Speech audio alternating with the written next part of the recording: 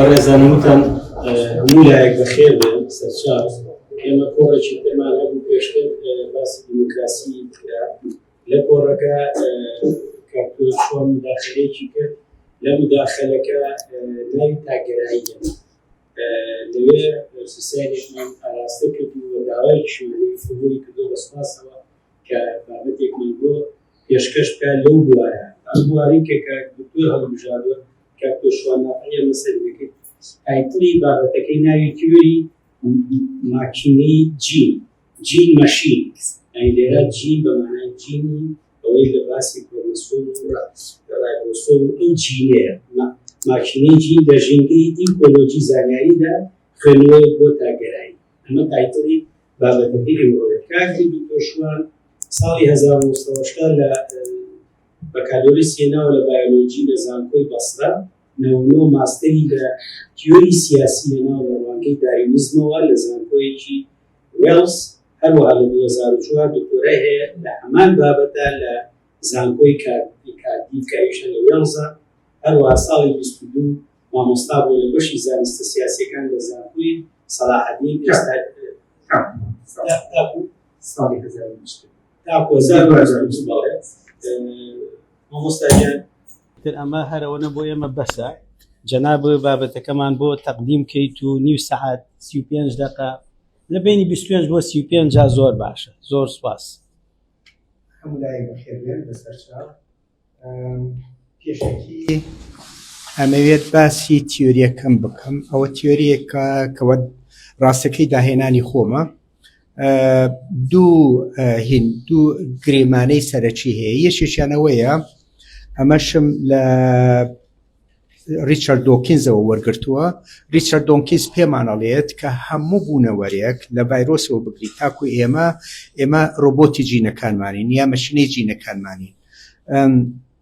مەبەستش لە ڕوانگەی پەرسەندن ئیڤولوشنەوە مەبەستش لە ژیان ئەوەیە کە جینەکان بەردەوام بن تاکە و کۆمەڵ و چەشنی جانلەبەرەکان بەردەوام نابن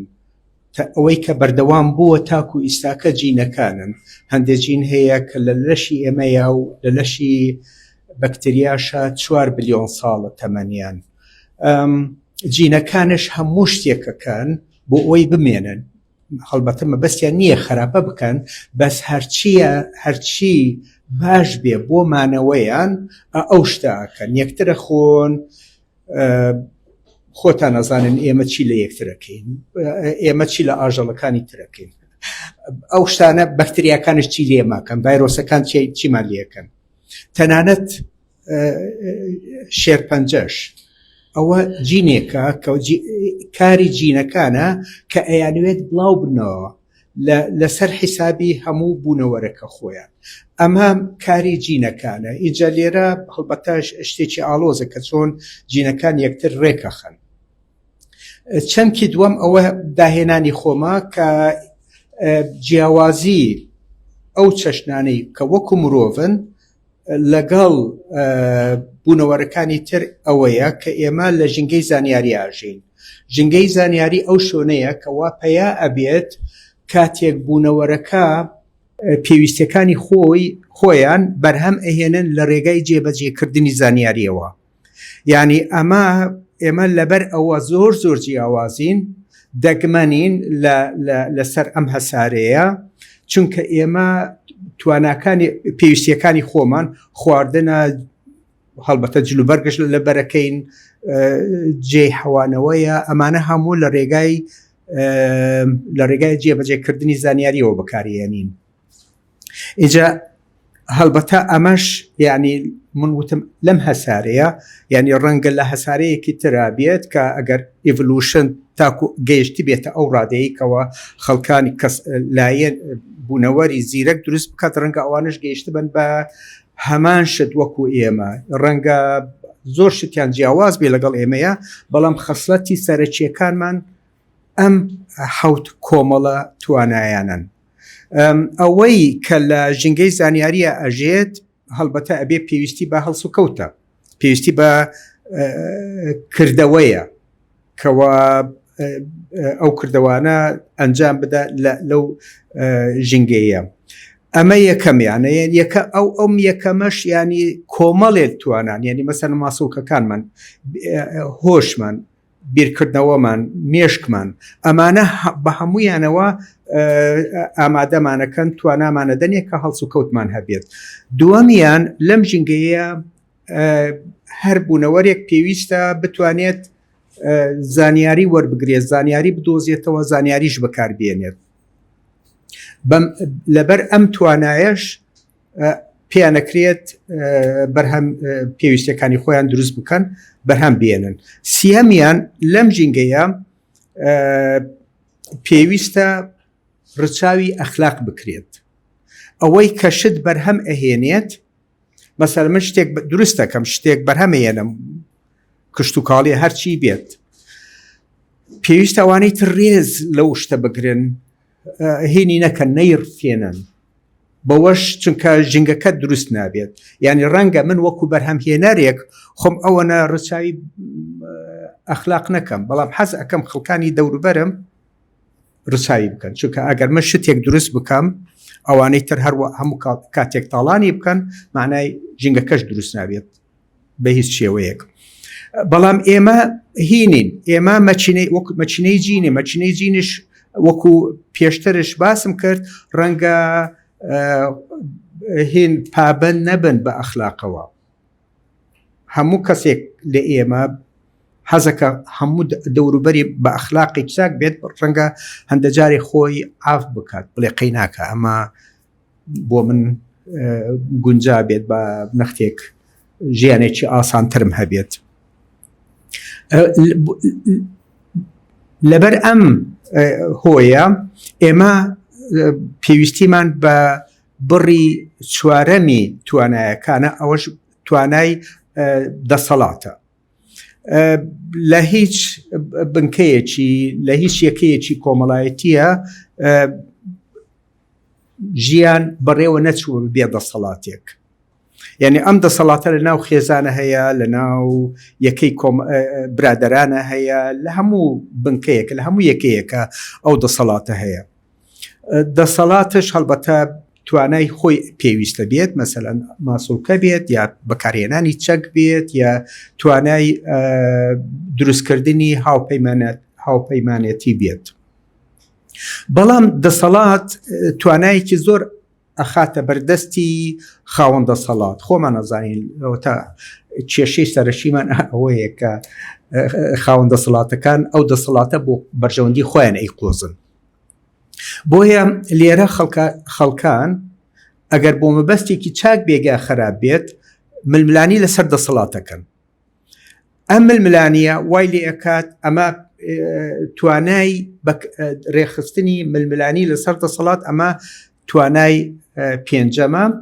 ئەمەش زۆر زۆر گرنگە. ئەگەر دوو ڕێکاری سەرەکیمان هەیە، یەکێکیانەوەیە کە خاوەن دەسەڵات قۆڕق بکات، ئەوانەی تر نەیەڵێت بەرەو ڕووی ڕابوەستن، بەمەش زەمینە خۆش ئەکرێت بۆ پەیدابوونی دیکتاتۆریەت. دووەمیان ئەوەیە کەوا ڕێگا بدرێت بە ململانی لەسەر دەسەڵات، بەس شێوازی بەڕێوەبردننی ململانیەکە ڕێک بخرێت بە بێ داپلۆسین. ئەمەش زەمینە خۆشەکە بۆ دەرکەوتنی شتێک وەکو دیموکراسی. کۆمەڵە توانای حوتەم ئەوەیە کە هەر بوونەوەرێک لەم ژینگەی زانیاریە پێویستی بە کۆمەڵێک پەیوەندی کۆمەڵایەتی هەیە، خێزانە، برادەرە، قوتابخانەیە، خەستەخانەیە، بازارە، ئەمانە هەموو پێویستیان بە هینی توانایە بۆ ڕێخستنی پەیوەندی کۆمەڵایەتی. ئەمەش شەشەمە. ئاخریان ئەوەیە کەوا توانای دەستکەوتنی و بەکارهێنانی سەرچاوەی ئابووریە، خواردنە و ئەو شتانە، خواردنە و جێحەوانەوەیە، ئەو جۆرشتانەکەەوە شتی ئابووری. لێرەوە ئێمە ئەتوانین بیر لە ئابووری بکەین. ئەمە بە کورتی ئەو تیۆریەیە کەوا باسیم کرد. هەڵبەتە ئەتوانین پێشبینی بکەین ئەم تیۆریە هین ئەوەی خەسلەتێکی زۆر زۆر گرنگی ئەوەیە کە دیدەکتیڤانەیە، یعنی وەکو ئەوەی دیدەکتیڤانە وەکو ئەوەی کە سوقرات پێمانە ئەرستۆ پێمانەڵێت هەموو پیاوێکەم رێت سوقرات پیاوە بۆیە سوقرات شەمرێت. یعنی ئەمە لە گریمانەی سەرەکیەوە دەستی پێەکەم اینجا هەوڵەدەم بزانم ئەم بوونەوەرە نەک مرۆڤە. هەڵبەتە من نەم سەلماندووە تاکو ئیستاکە هەرچەند زۆر نزیکن لە یەکتری نەم سەلماندووە کە مرۆڤ مەچنەی جینە لە ژینگەی زانیاریە. چۆن ئەتوانین بیسەلمێنین؟ دوو ڕێککارمان هەیە. یەکیانەوەیەکەوە مەسەلەن ئەم تیۆریە خۆی ڕێگامانە ئەداتێکەوە پێشبینی بکەین بە شێوەیەکی دیدەکتیڤانە کە سیاسەتەکەی چۆن ئەبێت، سایکۆلۆجی ئەم بوونەوەرە چۆن ئەبێت، پەیوەندیە کۆمەڵایەتیەکانی یەکە کۆمەڵایەتیەکانی چۆن ئەبێت، مێژووی سیاسیەکە چۆن ئەبێت. ئەگەر هاتوو ئەمانە هاوشێوەی ئەوانەی مرۆڤ بێت مانای ئەمە ئەتوانم ئیدعایەک بکەم کەوا ڕاستە تیۆریەکە نەختێک ڕاستە. هینە شێوەیەکی ترشی ئەوەیە کەوا لە ڕێگەی کۆمپیوتەرەوە ئاپی بۆ دروست بکەم. ئەمەش لە بەردەستمایە بەڕاستی ئاپێکی بۆ دروستەکەم بزانم ئەگەر ئێمە کەسانی وەکو مرۆڤمان ببورن کەسانی مەچینەی ژینی لە ژینگەی زانیێرە دروست کرد ئەمانە هەڵس و کەوتەکانیان وەکو مرۆڤ بێت ئەو بوونەوەرانەی ناو کۆمپیوتەرەکەش دیاردەی وەکو مرۆڤ دروستەکەن یانە بەم دوو شێوەیە ئەتوانین نەختێک بانگەشەی دروستبوونی تیۆریەکە بکەین. ئێستا بابی ئێمە سەر مەسەلەی تاگەرایی هەڵبەتە خۆتان نەزانن لایەنەیەکی زۆر زۆر هەیە ڕخنەیان لێگرتووە هەر من نیم. لە ڕوانگەی تیۆریەکەی منەوە تاگەرایی جێگای نییە ئێمە مەچینەی جینین ئێمە تاکنین ئەمە یەکەمیان. دوایی ئێمە کە لە ژینگەی زانیاریە ئەژین هیچ توانایەکمان دروست نابێت لە خۆیەوە. هەموو شتێکمان پەیوەندی هەیە بە زانیاری پێشتر کە هەبووە، پەیوەندی هەیە بەو کۆمەلگایەی کەوا تیایدا ئەژین، ئەو کۆمەلگایە فێرمانەکات، ئەو کۆمەلگایە تەنانەت ڕووی نەفسیەوە ئێمە بە هیچ نەوعێک ناتوانین ئەو ژیانە بەسەر بەرین ئەگەر لەگەڵ خەڵکی ترا نەبێت. یعنی ئەگەر ئێمە برادەرمان نەبێت، ئەگەر خێزانمان نەبێت، ئەسڵەن با یەکێک تاقیب بکاتەوە لە دەرەوەی کۆمەلگایە بێت بزانە چی لێ دێت. ئەگەر مرۆڤش بێت لە شێوەی مرۆڤایەتیش دەرەچێت. یعنی تاگەرایی جێگای نابێتەوە لە کۆمەلگای ئێمە. دوایی لە ڕوویەکی ترەوە تاگەرایی پێمانەڵێت هەڵبەتە تاگەرایی بەشێکی گەورەی لیبرالیزمش پێمانەڵێت کە ئێمە ناتوانین دەستنیشانی چاکە بکەین بۆ هەموو کۆمەلگاکە، چاکەیەک دەستنیشان بکەین کەوا بۆ هەموو لایەنێک باش بێت کەوا پەیڕەوی بکەن. تاگەراییش لەو شتەیە ون ئەبێت. ئەمە هەڵبەتە تەنها قسەی من نییە، ئەمە کۆمینیتاریانەکانش هەر ئەم قسەیان کردووە کە تاگەرایی ئەوەی تاک بێت ون ئەبێت لە کۆمەلگایە، نازانێت چی هینێکی قومبازێکی هەبێت، کۆمپاسێکی هەبێت بۆ ئەوەی بتوانێت ڕاستەکە بزانێت و درۆکە بزانێت. هەڵبەتە من ناڵێم تاگەرایی خراپە یا لیبرالیزم خراپە، یعنی من جیاوازیەکەم لەگەڵ با بڵێن مارکسیزم یا لەگەڵ فاشیزم یا لەگەڵ دینەکانە ئەوەیە ئەوانە بە خراپی ئەزان، لیبرالیزم بە خراپ ئەزانن، من بە خراپی نازانم، بە زۆر شتێکی چاکی ئەزانم. یعنی ئەو ژیانی کەوا ئیساکە ئێمە هەمانە تاکو ئیساکە هەمان بووە، ئێمە زۆر قەرزاری لیبرالیزم بین. لیبرالیزم واد لێ ئەکات کەوا هین تۆ شێوازی ململانی لەسەر دەسەڵات لە توندوتیژیەوە لە قۆڕخکردنەوە بگۆڕێت بەرەو شێوازەکەی ترکەوە ڕێخستنی ململانیەکە. ئەگەر لیبرالیزم نەبووایە ئێمە ئەم ژیانەمان نابوو لە هەموو سەرانسەری جیهانە، پیشەسازیمان نابوو، پێشکەوتنی زانستیمان نابوو، پێشکەوتنی تەکنۆلۆژی و زانستی هیچی ئەوانەمان نابوو، تەنانەت 3/4 ئێمەش نابوو، ئەسڵەن وجودیان نابوو. ئێمە لە عێراق هەموو سەرانسەری عێراق وەختێک کە ئینگلیزەکان هاتن ئێمە هەموو بە ملیۆنێک یا ئەو پەڕی ملیۆن و نیوێک بووین.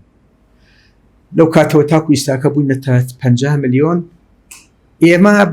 لەسەر چی دەرمانەکەی لیبرالیزمە، خواردنەکە لە ڕێگای تەکنۆلۆژی لیبرالیزمەوە دروست بووە، جلوبەرگەکانمان هەموو لە ڕێگای لیبرالیزمەوە دروست بووە، خانوبەرەکانمان هەموو لە ڕێگای لیبرالیزمەوە دروست. ئێمە قەرزاری لیبرالیزمین، بەڵام لیبرالیزم بەداخەوە تەنانەت پێی ناکرێت نەخۆی بپارێزێت نەخۆی دروست بکاتەوە لە شوێنێکی ترە. ئەوە لە عێراقا لە ئەفغانستانە سەرەڕای ئەوەی کە ئەمریکا چەندین تریلیۆن دۆلاری زەرەر کرد، 15,000-20,000شی کوشتاردا، بێجگە و 15,000 هەڵبەتە تاکو ساڵی 22 جێستاکە ئاگام لە ئاماری ئیساکەنیە، تاکو ساڵی 2022 ئەو کاتە 30,000 کەس لەوانەی کەوە جەنگیان نەکرد، 30,000 سەربازی ئەمریکی کە جەنگیان نەکرد لە عێراق و لە ئەفغانستانە خۆیان کوشت لەبەر ئەو تراومایە کەوا تووشیان بوو لە عێراق لە شەڕەکەیە. لەبەر ئەوەیە ئێمە ئەبێت من پێم وایە ئەبێت بیر لە شتێکی تر بکەین، یعنی بیر لە شتێکی تر بکەین. من هەرچەند ڕەنگە پێتان سیر بێت، بەس من هینەکەی خۆم بە باشتر ێزانم بۆ ئەوەی دیموکراسی پێدا بڕێت. هەڵبەتە کەس هاوڕای من نییە و مشکلێ نییە، بەس خۆم بە باشتر ێزانم، ئامادەشم ئەو مناقشەیە بکەم. لیبرالیزم هەڵبەتە دامەزراوە لەسەر تاگەرایی. تاگەراییەکە چییە؟ ئەڵێت تاکەکان مافیان هەیە، مافەکە لە چۆوە هاتووە، لۆک پێمان ئەڵێت خوا داوێتی پێمان، بەشێکە لە بنیادی مرۆڤ. باشە ئێمە باوەڕمە بەخوانیە کەواتە ماف لە چۆمایەوە جێگای نییە. ئیستاکە ئەوە هینێکی زۆر گەورەی، کێشەیەکی زۆر گەورەی ئەوەیە، کێشەیەکی زۆر گەورەی لیبرالیزمە کە ناتوانێت بسەلمێنێت کە هین هەیە. ئەو ڕۆژەش وتم، ینی جەرمی بەنەثەم ئەڵێت هین ماف قسەی قۆڕە، نانسنس ئەپۆن ستیلت، دوو ستیلت ئەو دارە شەقانە هەیەکەوە بەسەریا سەرەکەون خەڵک هینەکان مهەرجەکان ئەڕۆن، دوو دارە شەقی زۆر بەرزن بەسەریا ئەڕۆن و ئەوانە ئستیلتن. هین ئیستاکە لەم دوایانەیە پۆست مۆدرنستەکان هەندێک ئەوانەیەکەوە هەندێک پۆست مۆدرنستەکان هەڵبەتە نەک هەموویان، هەندێکیان قبولی مافەکان ناکەن، بەس یەکێک وەکو ڕۆرتی قبولیەکە دەڵێت مەسەلەی کەلتورە، مەسەلەی هەستە، ئێمە باشترە قبولی بکەین چونکە ناتوانین ئەم ژیانە دەستەبەر بکەین. وەکوتر لە دەرەوەی ئێمەیە هینی نییە، ئەو هەندێک کۆمەلگا هەیە بە نسبەتی ئەوانەوە دانهێنان بە مافەکان ئەسڵ زۆر خەتەرە، خەتەرێکی مان و نەمانە بە نسبەتی ئەوانەوە. هەڵبەتە بۆچی؟ لەبەرەوەی کەوە ئەبینێت ئەم ملەتانەی ئەم دەوروبەرە زۆر دەمار گیر بوونە لە هەموو شتێکە تووڕابن، ئەوە لێکێ داتەوە کەەوە ئەمە مەسەلەی مان و نەمانیانە. هەڵبەتە هێنش بەو شێوە تەنها ڕۆرتیش نەبوو، ڕیچارد ڕۆرتیش ئەو کەسە نەبووە، تەنها کەس نەبوو کە ئەو بیرڕایە هەبێت. هەبەرماسش پێمانەڵێت کەەوە ئێمە پێویستیمان بەدین و ئەو شتانە هەیە بۆ ئەوەی کۆمەلگاکە بمێنێت، چونکە دیسان لیبرالیزم نەیتوانیوە ئەو لەبەر ئەوەی کە چەندکی چاکەی نییە بۆیە پێویستیمان بە قەرز وەرگرتنەوەیە لە دینەکانەوە ئەوە پێڵێت پۆست سەکولاریزم هەڵبەتە تاکو هەشتاکان وابزانم ئەو شتەی نەبوو بەس لە دواییە کە گەیشتە ئەو قەناعەت نەگەیشتە ئەو قەناعەت گەیشتە ئەو هەڵەیە کە ئێمە پۆست سەکولاریستین یعنی پێی وایە کە سەکولاریزم ناتوانێت ئەو کێشەیەمان بۆ چارەسەر بکات. کۆمینۆتاریانەکانش ئەوانش هەر وەکو مثلەن ئەلیستەر ماکنتایر، مایکل ساندرز، ئەمانە هەموو باوەڕیان بەهین نییە، بە ئیندیڤیدوالیزم نییە، بەڵام ئەمانەش لەبەر هەمان شت ئەوانش کە لیبرالیزم هینی نییە، پێناسەیەکی نییە بۆ چاکە بۆ ئەخلاق، هینێک ئەوە یەک پێشکەش ناکات، ئامانجێکی یەکگرتوو بۆ مرۆڤایەتی پێشکەش ناکات. هەڵبەتە ئێوە خۆتان شەزانم مارکسیزم ئەسڵ ئەمە بە بورژوازی بە ئایدۆلۆجی بورژوازیەکان زانێت، فاشیزمش قبولی ناکات لەبەرەوەی کە خیانەتە لە بایۆلۆجی مەسەن بەنسبەتی ئاریەکان نازیەکان و فاشیزمی ئیتالیش باوەڕی وایەکەوە ئەمە دەوڵەت سەروی هەموو شتێکەوەیە. ئەمانە هەموو هاوڕان لەسەر ئەوەی کەوا ئیندیڤیدوالیزم جێگای نابێتەوە و هینەکەیشی ناشاردرێتەوە، کەم و کوڕیەکانی فکری لیبرالیزم ناشاردرێتەوە. ئەو کەم و کوڕیانە ئیندیڤیدوالیزمەکە لە هەرێک کەسێک سەیری ژیانی ئەوروپیەکان و یا ئەمریکیەکان بکات ئەیبینێت. وەکو ئەگەر جەفەرسون پێمانەڵێت کە ئێمە یەکێک لە ئامانجەکانی ژیانمان ئەوەی کە پێڵێت پرسوت ئۆف هاپینەس، یعنی کەوتن بە دوای کامەرانیە. باشە چۆن ئەتوانی کامەرانی دەستکەوێت ئەگەر تۆ لەگەڵ خۆکانی ترانە بێت، ئەگەر ئامانجێکی یەکگرتوو نەبێت. بۆیە ئەم ملەتانە زۆربەی گەنجێکی زۆر هەیە لەو وڵاتانەیە کەەوە لە پێناو پرسوت ئۆف هاپینەس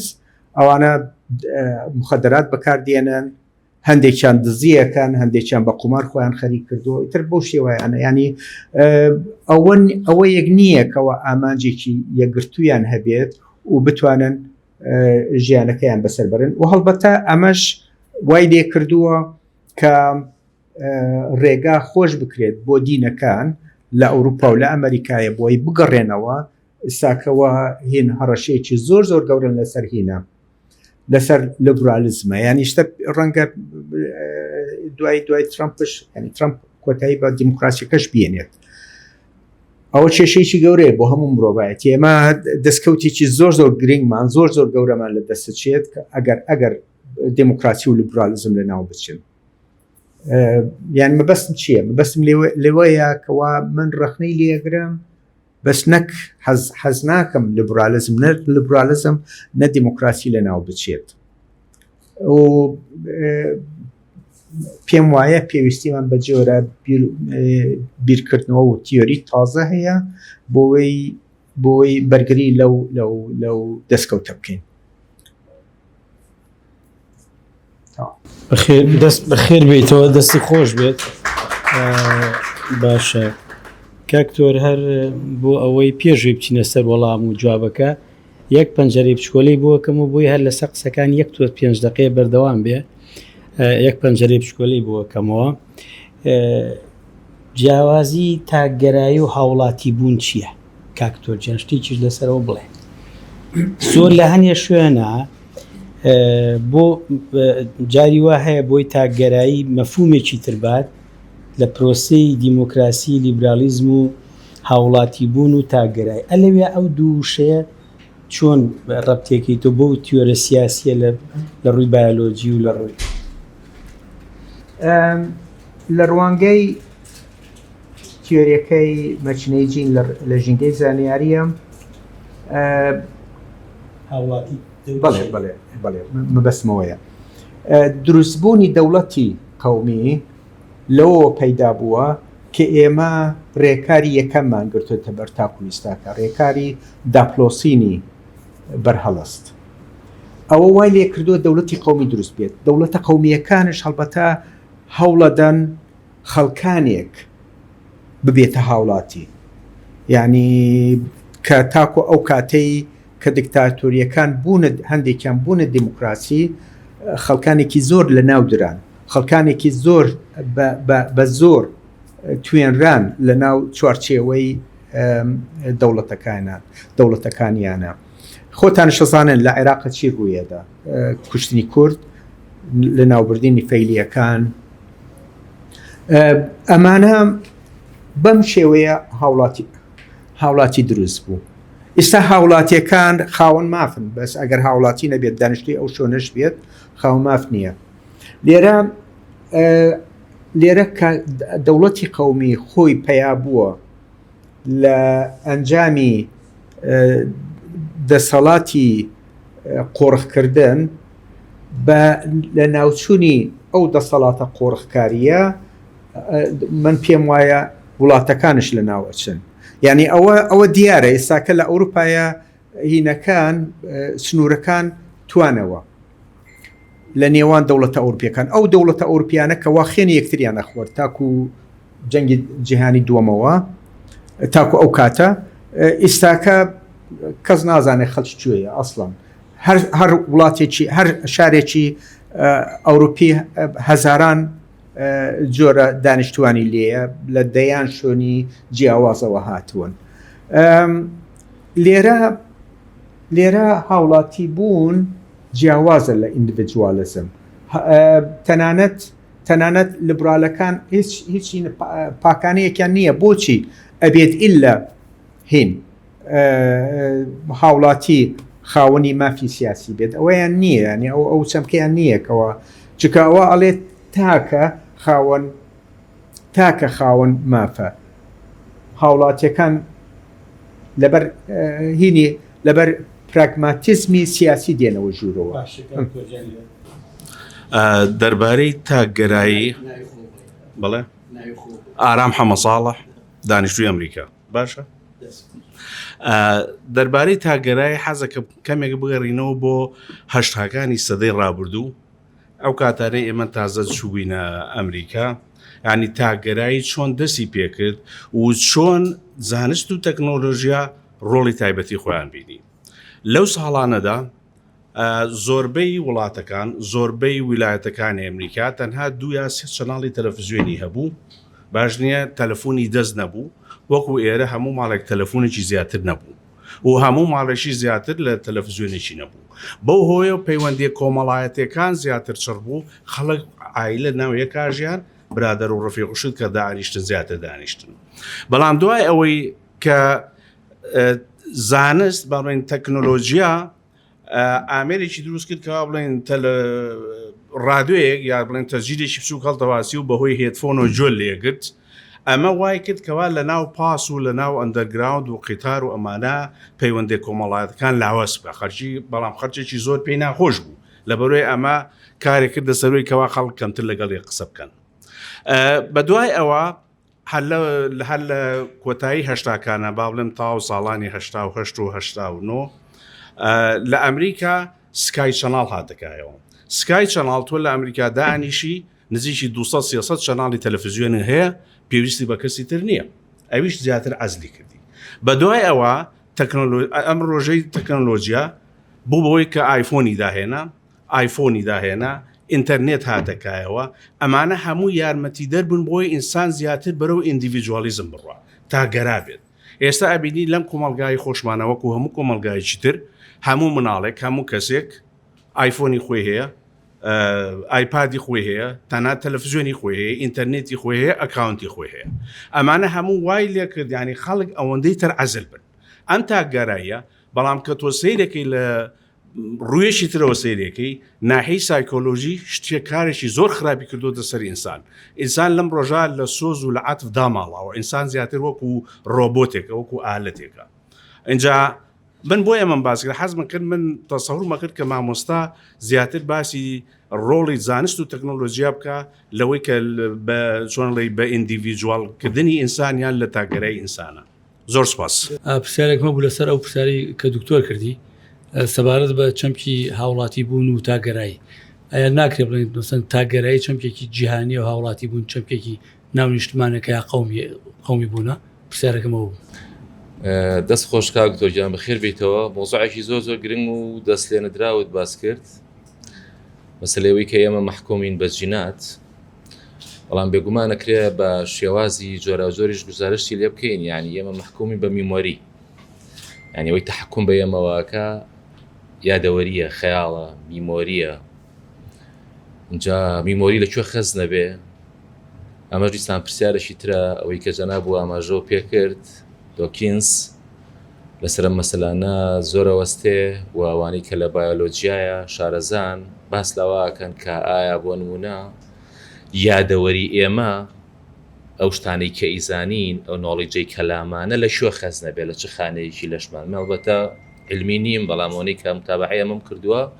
ڕەنگە هیچ زانایەشی بایۆلۆجی ئەکرێ جەناب دوای ڕوونکردنەوە بدەیت پێمان نەڵێک کە لەکوێیە بۆ نمونە ئەو زانیارانی کە لای ئێمە هەیە خەز نەبێت سەیڤ بێت جاما چۆن خزمەتی مناقەشەکەمانەکە ڕەنگە بۆ نمونە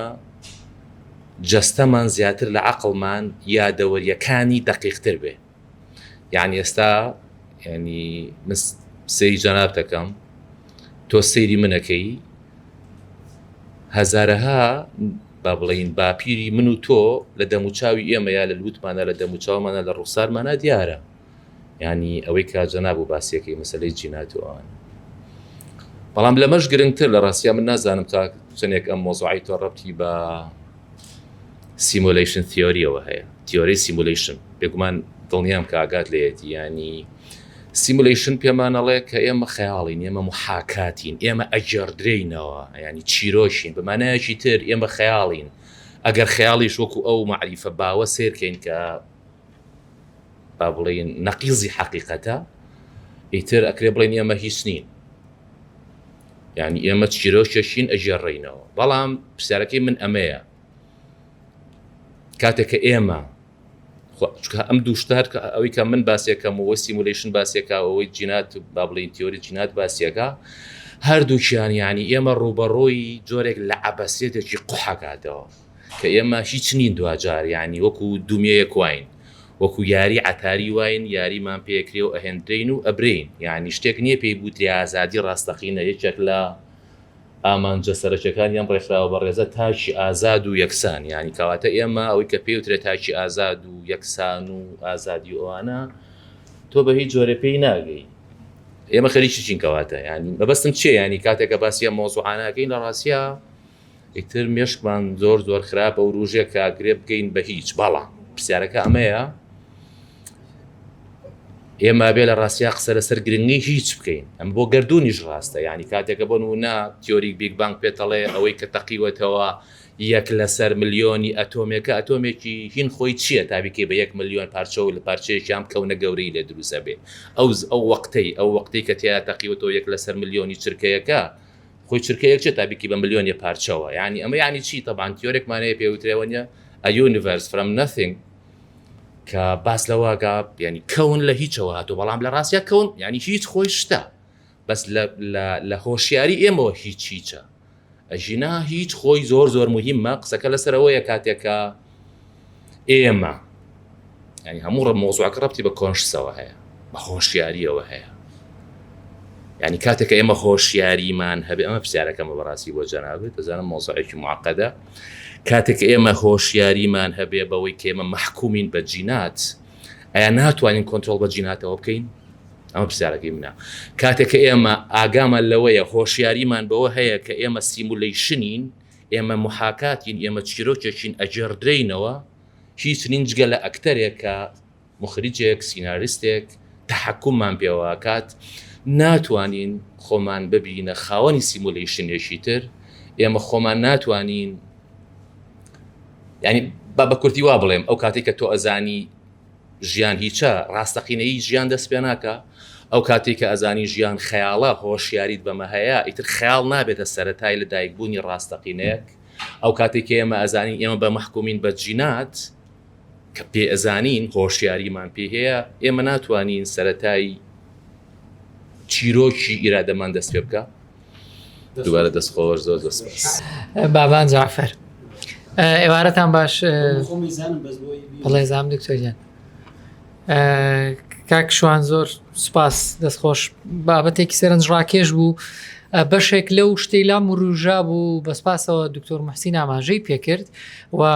هەر هەفتەی پێشوش یا با بڵێنەوە شەمەی ڕابردوو کە لێرە بەڕێستان سەرنجدا لەسەر پرسی دیموکراسی پێم وا بوو ینی شتێک هەڵبوو لەلای من کە ئێمە گۆشەیەکی کە خەریکین ئەخوێنینەوە یا هەندێک پرسیاری کەمان بۆ دێتە ناو کایەکەوە کە کەمتر ئەم پرسیارانە یا بیرمان لێ کردوتەوە یا لەگەڵی دەرگیر بووین. بۆ نمونە ئێستا من بەردەنگی یەکێکم لە بەردەنگەکانی پەیمانی حەیدەری کە ڕۆژانە 2-3 ساعات لە سوۆشیال میدیای خۆیەوە لە سوۆشیال میدیا لە چەناڵەکانی بوارەکەی خۆی ئاخێزی کوردەوارەوە پرسیار ئەو ڕوژێنێ تحلیلی خۆیڵێ لەسەر زمان لەسەر سیاست لەسەر هێز لەسەر تاکی کورد کە لەوێ ییتە دەرەوە سەیرەکەی کۆی فەزاکە بە گشتی کۆکە کەسێک هەیە پرسیاری تری هەیە. ئەو پێشەکەم بە خاتری ئەو بەڕاستی پرسیارەکان بۆ من سەرنجڕاکێش بوو. یعنی من ئەگەر حەز بکەم لەگەڵ ئەمانی گوێیان گرتووە پێکەوە بەشی پێین زۆر باش حاڵی نەبووم چۆن ئەڕوانیە بێ جارێکی کە خۆم گوێی لێ بگرمەوە بزانم ئەمەی جەنابەت جین و کە دکتۆریش میمۆری بۆ ئیزافە کرد چۆن ڕەبتی بکەینەوە لەگەڵ لیبرالیزم و لەگەڵ ئیندیڤیدوالیزم و دوایی لە ناو مفرەداتی چۆن ڕەبتی بکەینەوە لەگەڵ ئازادی تاگ یا ڕەبتی بکەینەوە لەگەڵ ئابووری و دنیای سەرمایەداری سەروەری یاسا خوڵقاندنی فەزایەک کە بە ناوی فەزایەکی مڕەتەبی ڕێکوپێکی یاسایی و خەڵکی نەرمونیان و ڕێکوپێک. یعنی ئەمە ئێستا سەیرەکەین لە دنیای فۆرماتی هەموو شتێک قەراری لێدراوە. ئەگەر هیوادارم لە چوارچێوە و بابەتەیە بێمێ ئەوەی کە ئێڵێم بۆ نمونە تۆ کاتێتەوێ ناڕەزایەتی لەسەر شتێک دەربڕی ڕێگاکانی دیارە کاتێتەوێ بژداری سیاسی بکەی ڕێگاکانی دیارە لە دەرەوەی ئەم ڕێگایانە تۆ ڕێگای کە دنیا یعنی مەسەن گەر تۆ بتەوێ حزبی سیاسیت نەبێ یا بتەوێ لە دەرەوەی خۆپیشاندان جوڵێک بکەی ڕەنگە تۆ تعریفی تیرۆر یەکسەر چاوەڕێ بکە واتە تۆ یا ئەبێ بچی تۆماربی و 2,000 کەس بەری و حزبێک دامەزرێنی یا 5 کەس بەری و ڕێکخراوێک دامەزرێنی لە دەرەوەی ئەوە هیچ ڕێگایەک نەماوەتەوە باشە ئەمە بۆ خۆی لە کوای ئەو تعریفانات چێکە 2,000 ساڵ پێش ئێستا هەبوون بۆ ناڕەزایەتی دەربڕین. ئایا 3,000 ساڵ پێش ئێستا خەڵک ئاوا ناڕەزایەتی دەربڕی؟ مەسەلەنەوەی کە ئێستا لە کوردستان و لە عێراق بەدەست 2-3 عیلە و 3-4 دەموچاوە گیرمان خواردووە 2,000 ساڵ پێش ئێستا خەڵک ئاوا ناڕەزایەتی لە ئیمپراتۆریا لە پاشایە لە خەڵک دەرەبڕی شەو ڕێگایە و کاتە عیبیسی بوو ئەوەی خاڵە فەرخە لە سەرەتای ڕاپەڕی ناوتی. یعنی بۆ ئێستا ئەمە ڕێکوپێک و یاساییە و معقولە و دیموکراسی ئەوەی هەزاران چوزانم تۆ بڵێ 200-300 ساڵ پێش ئێستا هەبوو خراپە خوێنی تیاڕژێ تونند و تیژامێزە ئەی بۆ ئەمە ئێستا تونند و تیژامێز نییە ئەمەی ئێستا ئێمە ئاماری ئەوانەی کە دڵمانە تەقێ بە هین دڵمانە تەقێ لە ناو خەیاڵی خۆمانە ڕۆژانە یا با بڵین بەلۆزیان دڵمان ناتەقێ بەس ڕۆژی چەند جار دڵمانەشکێ ڕۆژی چەند جار پەشیمانە بینەوە لەوەی کە ئەژین باشە ئەمە من بۆ هەموو ئەم شتم پێکەوە لا و ڕژاو هەمووی بەش کردو بیری لە یەکەمەوە لە شوێنێکا دێم بۆ سەرەوە پرسیارەی کە سینەما زۆر ئەمە خەیاڵەکە ئەمەی جەنابە دێڵێ مەسەلەن بەر بە زنجیرەی بلاگمیرەرەکەوینەوەی وە پێم وابێ لە 15ەوە ئیشی کرد تا کۆتایی 23 و 24 وانە هین تۆ لە بلاگمیرەرە پرسیارت بۆ خاتە سەر ئەوەی ئازادی وەک کاتێک تۆ ئازادی لەوەی کلیک بکەی چی بەرهەمەهێنی کێ ئێستا کۆگنیە لەگەڵەوەی ئازادی کلیککردن کە لە لای هەمومان هەیە ئازادی سۆشیال میدیا کە لای هەمومان هەیە لە موبایلەکەی دەستمانە کێ کۆگنیە لەگەڵەوەی کە کارەساتی دروست کردووە کارەسات باڵین بۆ معنای کە ئێستا ئێمە چەند جارێک لێرە باسمان کرد بۆ نمونە دۆخی تاکی ئەمریکی و ئەوروپی دۆخی تاکی غەربی تاکی ئەوروپی و ئەمریکی کە لە ناو لیبرالیزماژی کە لە ناو دنیای سەرمایه‌داریاژی دۆخێکی نمونەیە ئاین دۆخێکەوان لێی ڕازین یعنی دنیای فکر و تینتانکەکانیوان وەستاوە لە نەقدکردنی ئەو دنیاە مەبەستمەوە بوو ئەمە پێکەوە هەڵبوو لە لای من دووارە سوپاس دەکەم کە ئێمە ئەمڕۆ لێرە پرسیارەکانمان جیاوازە لە پرسیارەکانی کە زۆر ئاسانەتوانین جوابی بینەوە واتە زۆر ئاسانەتوانین بۆی بڕۆین ئێمە خسە بەردەم بیرکردنەوە ئەوانەی منیژوتم بە خزمەتی ئەوە بوو ئەگەر ئێمە بیر لە لای تری پرسیارەکەش بکەینەوە لە دەرەوەی بۆماندانراوە لە دەرەوەی ئەوەی بۆمان ڕازێنراوەتەوە ڕەنگە باش بێ زۆر سپاس دەستان خۆش بێ کاکە بەرهەنگیان دکتۆر گیان دەستان خۆش بێ بابەتێکی زانستی و ئەکادمی جد بوو فەیسەڵ محەممەد نووسەر و ڕۆژنامە نووس من لەسەر جینەکە قسە ناکەم بەڕاستی چونکە بابەتێکی زانستی و پسپۆڕی من نییە لەسەر تاگەراییەکە و لەسەر چەمکی لیبرالیزم دیموکراسی و لیبرالیزم یان من باشتیانە گەشتم یا هەستم کرد لە ناو بابەتەکەی جەناب تا هەندێک پارادۆکس هەبوو بۆی کە پێویستی بوون و ضرورەی دیموکراسی و لیبرالی نقۆلیت لێ نەکرد و وتت حەزەکەم هەبێ پێویستە هەبێ با هەبێ و بەڵام بە دیوەکەی ترا ڕەخنەت کرد من ئەو پرسیارم بۆ دروست بوو ئایا ئەمە تۆش هەمان تێڕوانینی ئەو تێڕوانینە بە ئەوەی کە فۆکۆیاما پێی وایە کە ئیتر چەمکی دیموکراسیەتی لیبرالیزم دوامین چەمکە کە مرۆڤایەتی دەستی پێی گەشت بێت پێ دوایە ئەمە ینی قسەیەکە ئایا مرۆڤ ناتوانێت دوای لیبرالیزم چەمکێکی دیکە بەرهەم بێنێ بۆی کە دیسانەوە جۆرێکی کە لە نۆرمێکی کا لە فۆرمێکی کا ژیانی خۆی ڕێخاتەوە ئەوە بوو بە پرسیار بۆم ینی تۆش پێ دوایە ئەمە ئیتر دوامین چەمکە کۆتایی مێژووە ئەوەی کە باسەکرێت دواتر لەسەر چەمکی تاگەرایی من هەستەکەم هەڵەیەکی گشتی هەیە لەوەی کە تاکبوونەوە و تەریکبوونەوەی مرۆڤ جایە لە تاگەرایی زۆر جار ئێمە ئەم تووشی ئەم ئیشکالای بین بەڕاستی چونکە مەفهومی کۆمەڵایەتی بوونی ئینسان محکومێتێکە ینی ئەوەی کە ئەرستۆ ئەڵێ مرۆڤ کاینێکی کۆمەڵایەتیە ئەگەرنا یا وەحشێکە یا ئیلاهێکە ینی تۆ ئەوەی خۆت جوان ئاماژت پێکرد کە تۆ ناتوانانی لە دەروی ئەو بازنە کۆمەڵایەتیە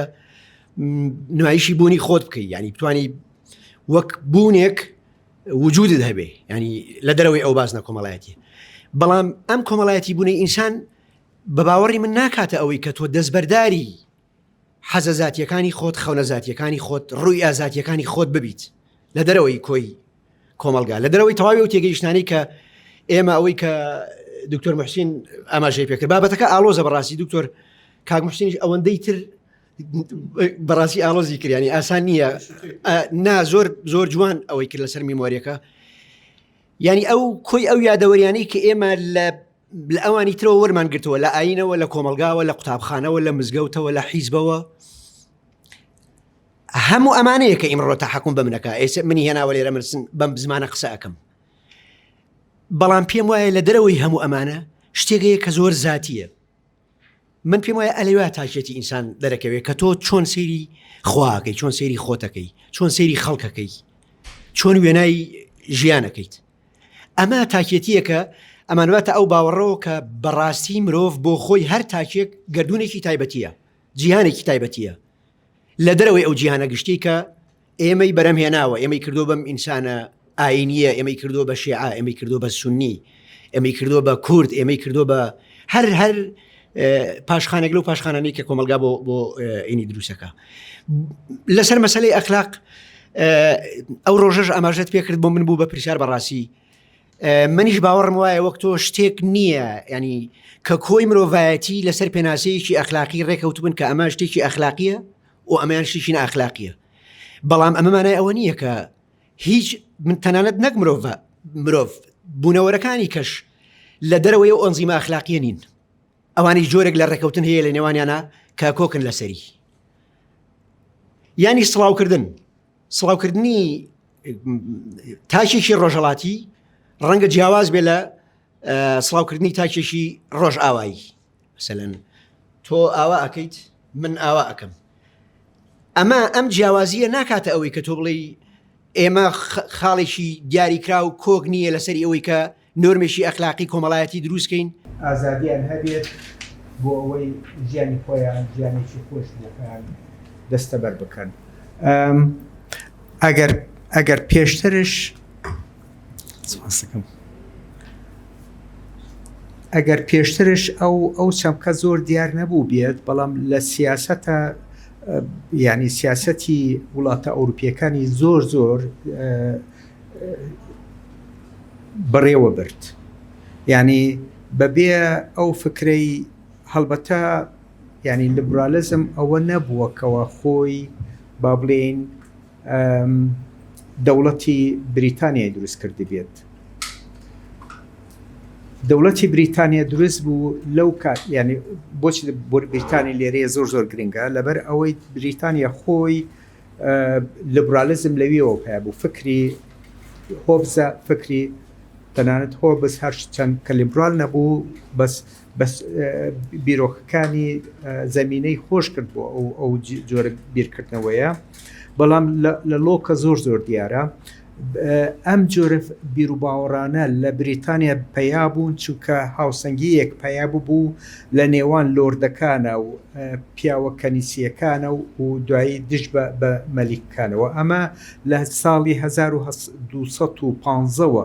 لە 1215ەوە ململانەیەکی زۆر سەخت پێیا بوو، ینی پێش ئەوە شار پێیا بوو، بەڵام لەو ساڵەیە 1215 ئەو ڕێکەوتن نامەیە لە نێوان مەلیک و بابلین لۆردەکانە و فیوداڵەکانە پێیا بوو دروست بوو، ئەوەی کە پێڵێن مەگنە کارتە. لە مەگنە کارتەشە دیسان ئەبینیت ئەو جۆرە بیرۆکانەی ئیندیڤیدوالیزم هەیە کە تاک خاوەنی مافە نەمەلێک هێزێکی تر بۆیان نییە کەوا مەسەرن ئەوانە ئەو مافانە پێشێل بکەن. هینی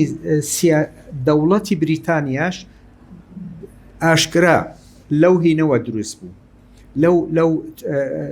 هێنە مەگنە کارتەیەوە دروست بوو. ئەو ململانیە لە نێوان مەلیک و خەڵکانی تر بەردەوام بوو لەو ساڵەوە تاکو ئەو کاتێک کە ساڵ 1648 بوو کە یەکەم جار کودتایەکیان کرد یا شۆڕشێکیان کرد بەسەر مەلیکە، سەری مەلیکیان پەڕاند لە ساڵی 1648، بەڵام ئۆلیڤەر کرۆموێل بووە دیکتاتۆری تازە. ئەوەش کە خۆی مەرجارێکی تر مەلیکێکی تریان هێنایەوە. ئەم جارە لە ساڵی 1688 گلۆریەس ڕڤۆلوشنیان کرد، ئەوە بوو کەوا هین وەکو بابلین ئەوانەی هەڵگەری فکری لیبرالەکان بوو، هەرچەند خۆیان ناویان بە لیبرال دانانە، ینی فکری ناوی لیبرالیزم وابزانم لە ساڵی 1812 پێیا بوو، نەک لە بریتانیا بەڵکو لە ئیسپانیا پێیا بوو.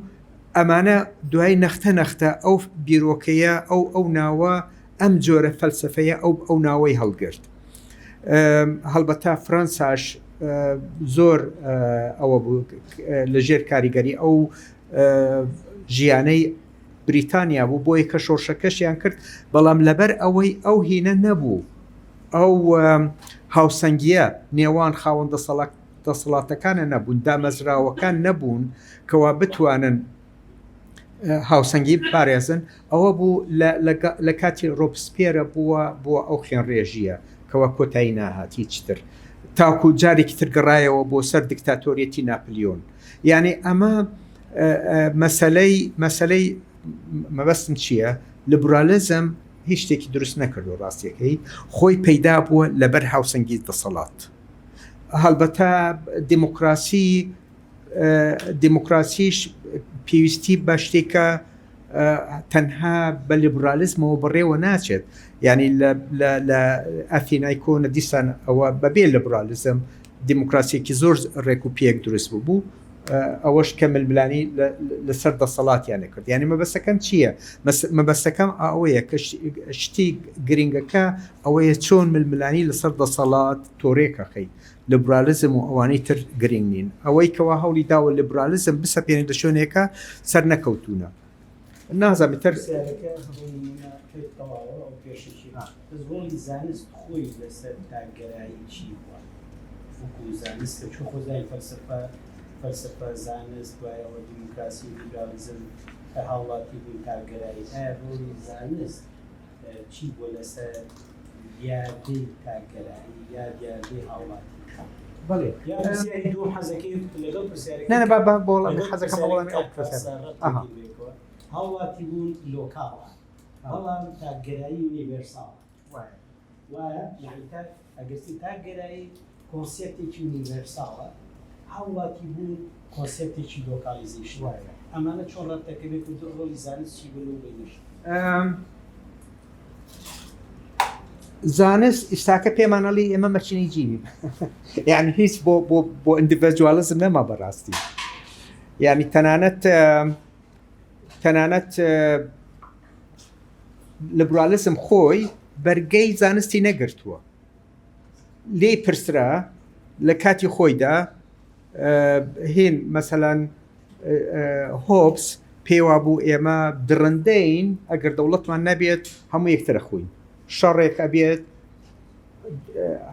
هەموو کەسێک دش بە هەموو کەسێکی تر هۆبس هینی نەبوو ئەو فکرە دینیەی نەبوو بەڵام لۆک فکرە دینیەکەی هەبوو وتی ئێمە هەموو مافمان هەیە کە ئەو خەڵکانەی کەوا باوەڕیان بە زانست بوو ئەویان ڕەت کردەوە قبولیان نەکرد ئێستاکە دوای ئەوەندە ساڵ ئێمە بۆمان دەرەکەوێت نە ئێمە مەچینەی جینین یعنی زانست و تاگەرایی جێگایان لەگەڵ بەحزی تاگەرایی هاوڵاتی بوون چۆن نەبینیتەوە ئەو وەکو وتم هاوڵاتی بوون ینی دروستبوونی دەوڵەت پێشترش وتم دروستبوونی دەوڵەت لەوەوە هاتووە کە ئێمە دەوڵەتی داپلۆسێنەرمان هەبووە بە داپلۆسین تۆ پێویستی بەهینە وەختێک کە مەسەلەن سەر نەکەوی بەسەر دوژمنەکانتە ئەبێت سنوورت هەبێت ئەو سنوورانە سیرەکەین مەسەن یا ڕووبارێکە یا دەریایەکە و یا چیایەکە یا ئەوە تا سەنگەرەکان بوونەتە هین سنوور سەنگەرەکان کەەوە مەسە خەڵکیەکان یەکتریان نەکوشت بۆ سنوور یعنی کە لەوێشە کە بۆتە سنوور دەوڵەتێک لە شوێنێکە خۆی سەپاندووە ئیتر جیاوازیەکانیان هەموو لە ناو بردووە ئەوانەی کەوا بەهێز بوونە خەڵکەکانیان ئەوانەی کەوا ژێردەسە بوونە کراونەتە کۆیلە لە ناو چوونە نەختە سێرکەن وڵاتە ئەوانەی کە پیاڵین وڵات ئیسلامیەکان چێ ماوە عەرەبەکان خاوەنی مصر و شام و ئەوانە نەبوون عێراقش نەبوون ئەوانەی ترش نەبوون چێ مایەوە ئەمە هینە مەسەلەکەی کە هینە دەوڵەتەکە داپلۆسێنەرە ئەکیدە ئەوانەی تر لە ناوە بات ینی لە فرانساش ئەمانشت ڕوویدا یعنی لە فرانساش 150 زیاتر کەمینەی نەتەوایەتی هەبووە بەس فەڕەنسی نەبوونە ئەوانەیان هەموو توانێتەوە لە ناوخۆیانە بجوای بیتەوە من هەنێشتەڵێم کاکتۆرجان باسی سێتەوەری زۆر گرنگی کرد یەکێکیان باسی مێمۆریت کرد لە کوایە ئەگەر یەکێک لە نیۆرۆفیسۆلۆجی فیسۆلۆجی مێشک لە ناو مێشکە بەشێکی باشی مێشکەیە ناوی مێمۆری سێنتەرە یعنی کۆی ئەوە مێمۆریە خۆی یعنی دەسیتی ئەوەی ئەناتۆمیکەڵی دەری ئێهەنیت و دەسیتەوەی بەشی ئەمە بەشێکە کە لە لەشی ئینسان لە مێشکی ئینسانە ئەگەر تۆ سەیرێکی ئەناتۆمی برین ئەناتۆمی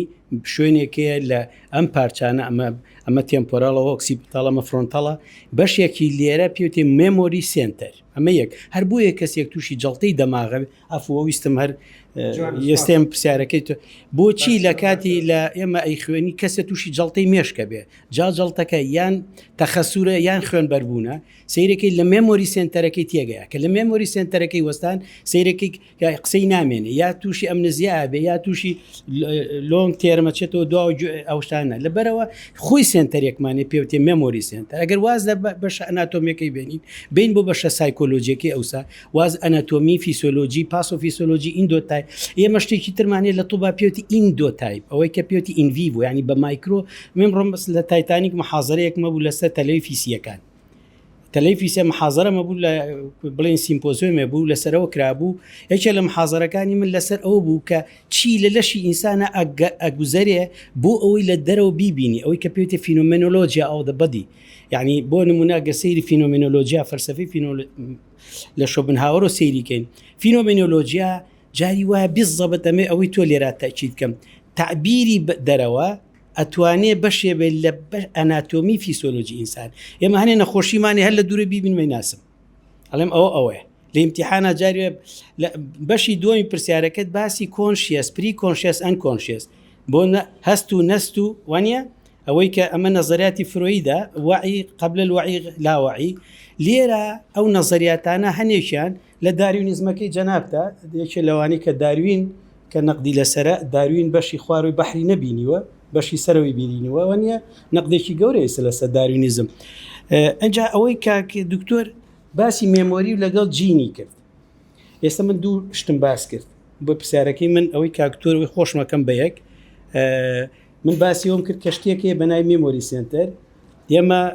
لە تاریخی سایکۆلۆجیا بە تایبەتی لە تاریخی سایکۆلۆجی لە فرۆید و دوایەوە حتا ئەگاتە ئەریک فرۆمۆمانە باسی ئەو واعیە ئەکات لەم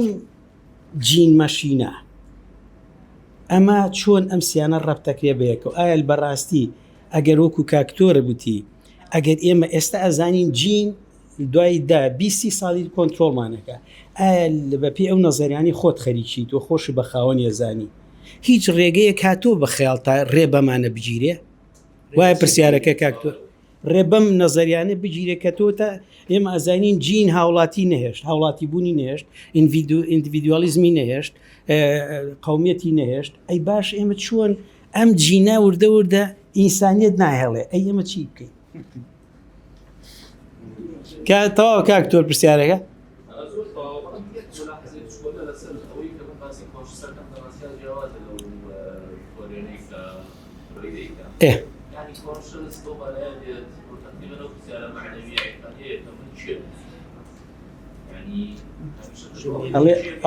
ئەڵێ باسی کۆنشیەس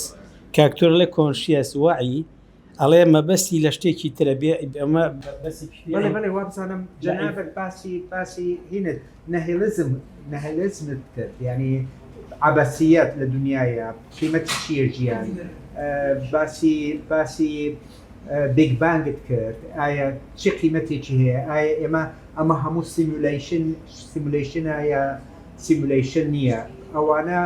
هەندە پرسیار هەیە بەڕاستی دەرەوەی کەس نەیتوانی وڵامیان لەسەردات ئایا ئێمە خۆمان سیمولیشنین ئەوە کەس نەیزانیوە ناتوانین وڵامی بدەینەوە تەنانەت ینی ئەزارێت کە تریلیۆنەها هین هەیە مەجەرە هەیە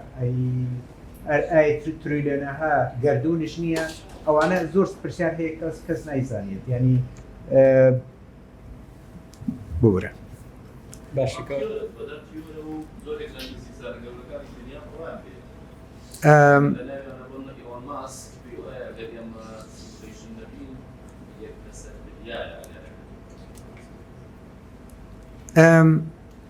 ئیلۆن ماسک ئەڵێ گەرێمە بەشێنم لە سیمیلیشن ئێمە بەش حەزەکەم سیمیلیشن تۆزێکە ئیجازەی جەناب سیمیلیتن یا سیمیلیشن دەستکە یا وجودی شتێکە کە تۆ لە ڕاستیە حەی نییە بەڵام گوێم لێشتی وڵە حەقیقەت نیە حەقیقەتە بەس ڕۆحیت یانی ئێمە سیمیلیتین کۆرسمانێ سیمیلیتین فیزیۆلۆژیمانێ سیمیلیتین بۆدیمانێ سیمیلیتین هەموو شتێکمانێ تعبیرەکە لە حەقیقەتێک لە شوێنێکە بەڵام ڕینیت یانی حەیتی یانی ناژی ئەگەر ئیلۆن ماسک مەبەستی ئەوە ئێمە وەکو ئینسان بێ ئێستا بەشێکی لەو شتێکە حقیقت نیا حینی ئەوە منیش لەگەڵ کاکتۆرە موافقم جاوەکی تێزایزە نازانم ئیلۆن ماسک دوای کە بوو بە 1000 میلیارد دۆلار گەیشتە پێ وڵات ناتوانین کاک بابانیش قسەیەکی هەبوو دوای کاک بابان لەسەر باسەکەی پێشوو لەسەر زۆر شخصی ئازادی و سەرمایە و یاسا بەڵێ ئەوەش خۆی ئازادی خۆ چی ئازادیەک ینی مەسەلەن ئێمە کە لە ژینگەی زانیاریە ئەژین ئەوەش وابزانم وڵامێکە بۆ دکتۆر مەحسنش و وابزانم هەروەها کاک فەیسەڵش هەمان پرسیاری هەبوو دەربارەی ئایا ئەخلاق چی ئەهەمیەتێکی هەیە ینی کە مەسەلەن من ئێمە مەچنێجین بین ئەخلاقمان لە چۆ بۆ دێت وەکووتم ئەخلاق پێویستیەکە بۆ ژینگەکەمان لیبرالیزم پێی نەکراوە دەستنیشانی ئەخلاق چاک بکات بەڵام ڕاستیەکەی پێم وایە ئەم تیۆریەی من ئەتوانێت دەستنیشانی بکات ئەخلاقی چاک ئەوەیە کە خزمەت بە ژینگەی زانیاری بێنێت ژینگەی زانیاریش چۆن ئەتوانیت خزمەتی بکەیت بەوەی کەوا مەسەرەن دەست نەدەیتە تند و تیژی ڕێگا بدەی بە ئازادی خەڵکەکە هینداهێنان بکەن و هونەر و بەرهەمهێنان شتی ڕەوە و سیاست ململانی ڕێگا بدەی بە ململانی سیاسی ئەمانە ئەخلاقی چاکن ئەمانە کەوا هەموو برە و ئەدا بە ژینگەی زانیاری ئەوانە ئەخلاقی چاکن هەر ئەوە نەکەیشە ینی ئەم ئەخلاقی کەوا من باسیەکەم زۆر جیاوازە لەگەڵ ئەخلاقی ترە چونکە ئەخلاقەکانی تر بەستراون بە هێنەکان بە سیستەمەکانی بیرکردنەوەی سیاسی سیستەمەکانی بیرکردنەوەی سیاسی لەم ڕوانگەیەوە دینەکانن ئایدۆلۆجیەکانن ئەوانە مەسەلەن بۆچی پەرستنی خوا بەشێک بێ لە ئەخلاق تۆ ڕەنگە باش بیت یا خراپ بیت ڕەنگە باوەڕت بەخوا هەبێت باش بیت باوەڕت بەخوا هەبێت خراپ بیت معنای پەیوەندی پێوەنێ بە یەکەوە نییە دوایی بەسەلەن بۆچی ئیلا بە یەک دینەوە ببەسترێت خۆ هەزاران دین هەیە ئەو دینانە هەر یەک لەو دینانە هەوڵەدا دینەکەی تر بە درۆ بخات بەڵام ئەوانش هەموو لایەنێکیان بانگشەیە واکەن ئەخلاقەکەی ئێمە لە هەموو باشترە یەکتر شەکوژن لەبەرەوەی کە ئەمە خاوەن باوەڕی بە دینەکەی ئێمە یانیە ئەو شتانە هێنە لێرە چیتر هەیە ئەبێ بێڵێ بۆی پرسیاری ئەخیر مەبەستی لە ئازادیەکە ئەوەیە ینی بەشێکە لە ئەخلاق بەشێکە لەو شتانە کەوا خزمەت بە ژینگەی زانیاریە گەیەنێت ینی بەس لێرە ینی ئەو ئازادی ئێستا مەسەلەن کێشەکەی پێناسەی لیبرالیزم بۆ ئازادی پێتەڵێت ئەبێت تۆ هین پێشێلی ئازادەکانی خەڵکی تر نەکەیت باشە باشە لە لێرە ئەبێت هەزاران یاسا و شت دابنەی بۆەوەی چۆن بەسەم بۆی دەستنیشان بکرێت کە چێ شتێک پێشێلکردنی ئازادی کەسانی ترە نائینەکەی من بە ئاسانی چاری سەریەکە دەڵێت تۆ خزمەتی لە خزمەتکردنی ژینگەی زانیاریە ئازادیت ئەوەیە تەنها سەرمایەداریش هەڵبەتە سەرمایەداریش ینی شتێکە پەیوەندی بە لیبرالیزمەوە نییە من باوەڕ ناکەم هەرچەند پەیوەندی بە ئایدۆلۆجیەکەیەوە هەیە بەڵام پەیوەندی بە ڕێخستنی ململانی لەسەر دەسەڵات بە شێوەیەکی ئاشتیانە نییە ئەوەی لیبرالیزم کاپیتالیستەکان هەوڵیان داوە بیقۆزم بۆ خۆیان کە ئەمە بەرهەمی کاپیتالیزمە نە بەرهەمی لیبرالیزمە ئەمەی بە کورتی ببڕم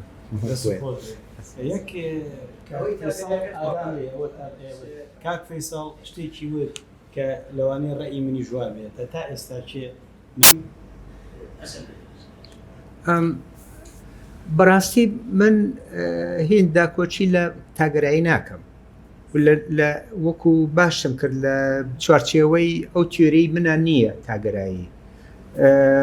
هەڵبەتا گەر من هین ئامۆژگاریەک بدە مەڵێم مناڵەکانتان چاک ئەو توانایە ئەو حوت کۆمەڵە توانایانە بە گەشەیان پێ بدەن ماڵەکانتان با گەشی پێ بدەن نەک مەسەلەن تەلڤیزیۆنێکیان بدەنێ یا کۆمپیوتەرێکیان بدەینە ئەو ئەگەر من هیم بکەم ئەو ڕاوێژکاری بکەم ئەو ڕاوێژادەم چۆن؟ فۆکۆیاما ئەڵێ ئەمە ئاها نە چون هەراریش پێی وایە ئێستا ئێمە لە قۆناغی سەردەمی کەوتنی حکایەتەکانە چۆن ئیمپراتۆرەکان کەوتن یەک دوای یەک حکایەتەکانی ناسیۆنالیزم و نازیزم و فاشیزم و ئەوێتیش وەک پولی دۆمینە بە دوای کاکەوتون لیبرالیزم لەڵەیە شەکەل و حکایەتانی کە بڕۆ خۆی دروستکۆ ئەگەوێت ئەمە پێم وایە من پێم وایە هەڵەیە فۆکۆیاما دروست نییە ئەوە تا خۆقیرانەکەی لیبرالیزم دیارە ئەوە تەوا خەریکە دموکراسیەتەکە شەکەوێت دیارە زۆر ئاشکرایە ئەو جارش باسم کرد خۆی فۆکۆیاما یەکێک بوو لەو کەسانەی کەوا هەموو وەختێک ڕاوێشی پێکرا دەربارەی دامەزراندنی دموکراسی لە عێراق و ئەفغانستانە ئەمەشە ئەو دیموکراسی کەوا دروستە نانەهی نەبوو زۆرجان دەستی خۆش بێ زۆر سپاس بۆ ئامادەبوونتان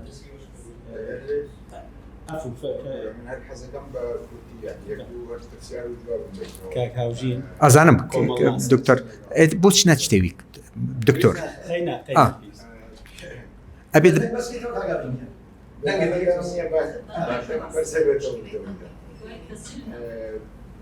ئەو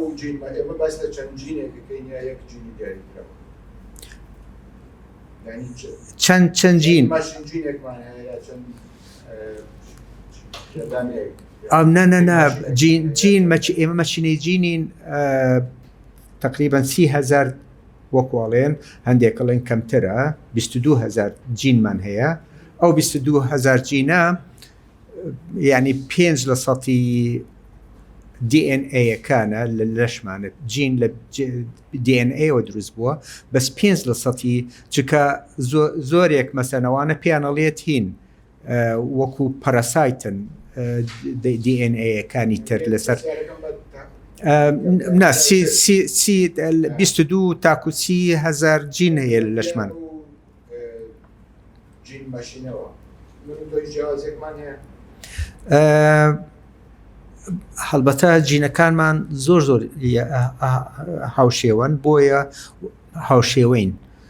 هەندێک جیاوازیمان هەیە حتمەن ئەوەیە کەوا جیاوازیمانەداتێ بەڵام هاوشێوەین ئێمە مەسەلەن تۆ ئەزای من بەشەرم مش ئەزانم جەنابەت بەشەریت یعنی هینمان نییە ئەو نازام چەندێک بزەبت ئەگەر جیاوازیمان هەبێ کاردانەوەکانی من لەو ژینگەی زانیاریەیە ئەو پرۆسەسانەی گرمەبەرەکەی جیاواز دەمێنێتەوە ڕاستە خۆی جینەکان جیاوازە بن نەک جیاوازە بن بۆ مەبەستێک خۆیان کە ئەگۆڕێن بە هین بە وەکو هەڵەیەکە وەکو هین ریچارد دۆکینز پێڵێت ئەوە هەڵەی ئیملائیەکەوە دروستە بێت یعنی مەسەلەن چوار هین هەیە نایترۆجین بەیس هەیە ئەمانە ئەگەر یەکێکیان بچێتە جێگای ئەوەی تر ئەوە هینێک گۆڕانکاریەک دروست دەکات لە جینەکەیە اینجا ئەم گۆڕانکاریە زۆربەیان ئەسن هینی پێ ناکرێت درکی پێ ناکرێت هینیان نییە دەربڕینیان نییە بەس زۆر بەشیان خراپن هەندێکیان باشن ئەو باشانن کەوا ئەگەر ئەو باشانە ئیتر جیاوازی ئەدەن مەسەلەن ئەبنەمایەی گونجاندنی بوونەوەرەکە لەگەڵ جینگەکەیە یعنی مەسەلەن ئەوەی کەوا چاکتر گونجا بێت بۆ هین بۆ ئەو ژینگەیە ئەوە ئەو جینە زیاتر ئەمێنێتەوە لە دواییە ئەو جینە زاڵ ئەبێت یعنی ئێستا مەسەلەن ئێمە با بڵێن پێش 7 ملیۆن ساڵ ئێمە هینمان ینی با بڵێن با پیرە دێرینەکانمان هاوبەش بوونە لەگەڵ ئەوانەی چمپانزیە ئێستاکە ئەوەنە جیابوونەتەوە لێیان لەبەرەوەی کە جینەکانمان جیابوونەوە ئەمە جینەکانمانش بۆ جیابوونەوەیان هەڵەیە کە ڕووی داوە لەو شوێنەیە لە وەکو بڵیت غەڵەتی ئیملائیە بەس هین ژینگەکەش هەڵیانی بژاردووە ئەوەی کە توانیوێتی بمێنێتەوە ئەوەیە چاکتر هەڵبژێراوە ئەوە یەکەوە مەسەرەن خەسڵەتی گشتی داوە بە ئێمە یعنی ئێمە جینی هاوبەشمان هەیە هەمومان لەبەر ئەوە یەکەوە لە ژینگەیەکی هاوبەشەوە هاتوین بۆ ژینگەیەکی هاوبەش پەرەمان سندوو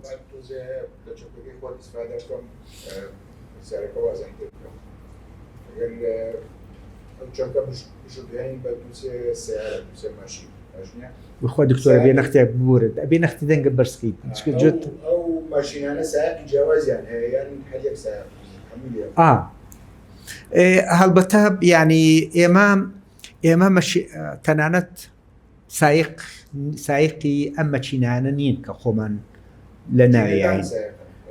ئێمە ینی ئەوەی ئێمە هینەکانمان جۆش و خڕۆشەکانمان ئەوانە جینەکانن ئەی ڕژێنن بەرامبەر بەو شتانە کەوا تووشمانە بێت ینی ئەگەر سەیری دکتۆر حتممە نەزانێت لە فسیۆلۆژیای میشک هەستەکانمان ئەو شتانێکەوە هەستمان پێدەن جە ناو لەشی خۆمانەوە بێت یا لە دەرەوە بێت چاو و جۆ بیستن و ئەو شتانە ئەوانە دوو ڕێگایان هەیە یەکێکیان یەکسەری ئەچێت بۆ تەلامەس و بۆ ئەمێگدڵا لەوێ هینەکان جۆش و خڕۆشەکان ئەو ڕژێن ئەوانە ئاگاداریەکمانەداتێکەوە شتێک هەیە گرینگە اینجا ئێمە ئەوەی کە فەرقێکی گرنگی هەیە گرنگمان هەیە لەگەڵ ئاژەڵەکانی ترە ئەوەیە کە ئێمە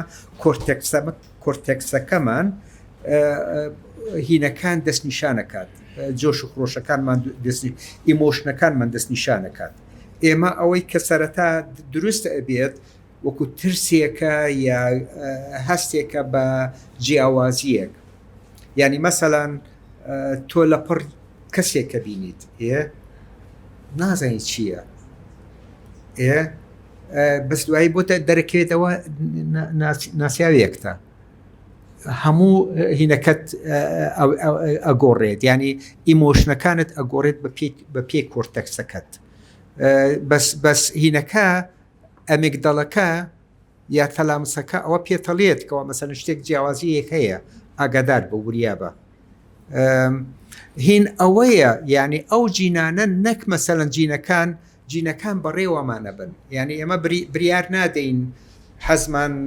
لە بناڵێکە یا بریار نادەن کە من برسیمە ینی ئەوە تا تۆ هیچ ئەوەمان نییە کە مەسە وڵا گلوکۆز لە لەشمە کەم بووە بۆی ئێستاکە منە بێ بچم نان بخۆم ئەو شتت نییە شتێک هەستی لە ناو مەعیدەتە هەستی پێکەیت ئەتوێ نان بخۆیت ئەوانن ئەمانجوێن ئەو هەستانش بەدەستی خۆمانەوە نییە بۆ ئێمە خۆمانش سایقی خۆمان نیم بەڕاستی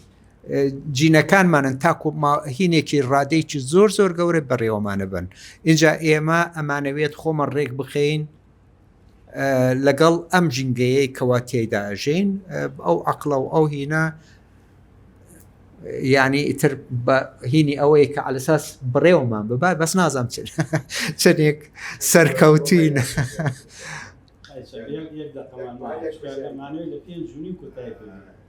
ئەو ژینگەی زانیاریە ئەو چۆن دروست بووە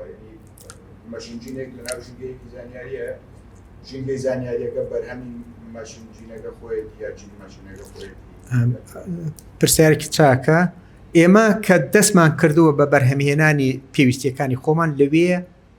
لەوێوە ژینگەکەشمان دروست کردووە ینی هەڵبەتە ئەمەش بهینێکی چەندین ملیۆن ساڵی بردووە ینی مەسەلەن لە ئوسترالۆپیتھیسین ئەوانە پێش 3 ملیۆن ساڵ ئەژیان ئەوانە هێشتان تاکو 3 ملیۆن ساڵ لەمە پێش هینی چێشی مێشکیان هەر بەقی ئەوەی چمپانزی بوو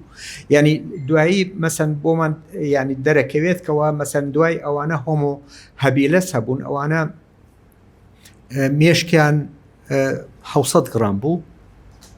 پێچەوانەی جیاواز لە ئەسترالۆپیتھیسینەکان ئەوانەی کەەوە 450 بوون وەکو نەکەی چمپانزی ینی هینێکی ڕێگایەکی زۆر زۆر دوور و درێژیان بڕی تاکو گەیشتە ئەم ڕادەیە هەڵبەتە ینی شتێکی سەیرشە کە مەسەەن ئەوەی کە ئێمە خۆمان ناومان هۆمۆ ساپیانسە ئەمە 200,000 ساڵە پیا بووە بەس یەکەم دێ وابزانام تەنها 20 ساڵە یا 25 ساڵە دروست بووە ئەمەش ینی گونجاندنێکی زۆر زۆری ویستووە تر حتمما ژنگەکەش ینی دیارە ئەگەر ئێمە شتی خۆمان نتوانین دروستکەین ژنگەکە نامێنێت خۆمان شتیاچین ینی هین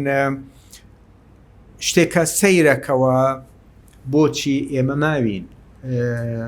ئەوە مەسەرن کە مەسەرن بەراوردمانەکەن لەگەڵ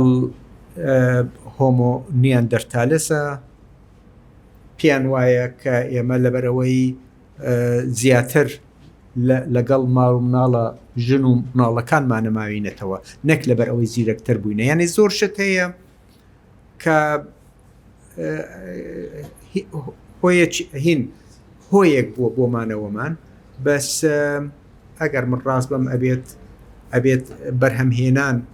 پێویستیەکان ئەوەیە یا مەسەن تەنانەت ڕاوکردن شار پێویستی بە زانیارێکی زۆر هەیە هاوکاریەکی زۆر هەیە کوشت و کاڵی ئەوە پێویستی بە زانیاری هەیە پێویستی بە ئەخلاق هەیە ئەخلاقیی زۆر هەیە یەکێک کەسان شتێک بەرهەمێنێت ئەوەی تر نەیدزێت نەیبات نەیکوژێت ئەمانن بووە بزانم ئەوەیە ژینگەکە کارکردنی بەرهەمهێنانی خۆمان ژینگەکەی دروست کردو من پێم وایە وایە